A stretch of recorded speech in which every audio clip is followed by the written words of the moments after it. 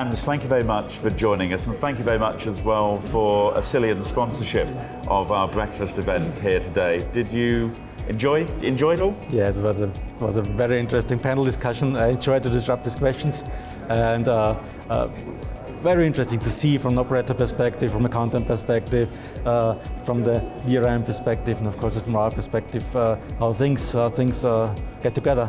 Yeah, it does work, doesn't it, when you have different people from different areas, not just the technology, but also bringing in an operator and content providers. Yeah, that's all about, huh? Yeah, we need to do business all together. Yeah, and it doesn't work if just the one do the business and the other doesn't find a place in it. Yeah. And we were talking disruptive statements. We'd asked all of the panelists to provide one, and you were talking about replay or catch-up TV and thinking that, well, if a channel doesn't have such a service, it's not worth being a channel anymore. Well, there's of course live events, classic live events, sports events, that live services, but a tremendous amount of content is still extremely valuable.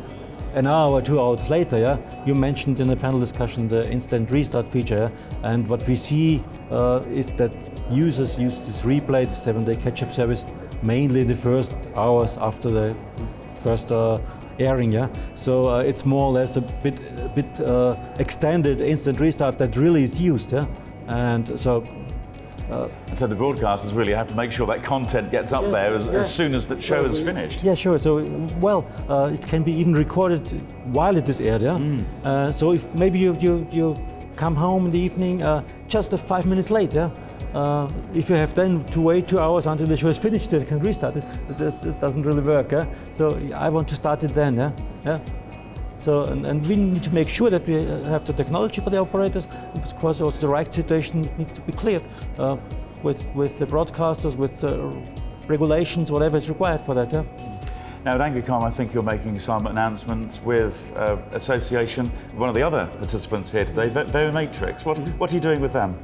Oh, that's a very long cooperation already for 10 years or so. We're using DRM technology from Verimatrix to protect the content that we license ourselves, that our operators license, and bring it in a secure way to the end user. And that is classic IPTV, that is DVB-C, hybrid, and IP in combination. That's also the mobiles, of course, all those universe of devices that you need to serve today, and Verimatrix offers an excellent solution for all of them. And I suspect that security is one of those things which will stay with us from linear through to catch-up to OTT and beyond. Yeah, absolutely. Hans, thanks very much indeed. You're welcome. Thank you.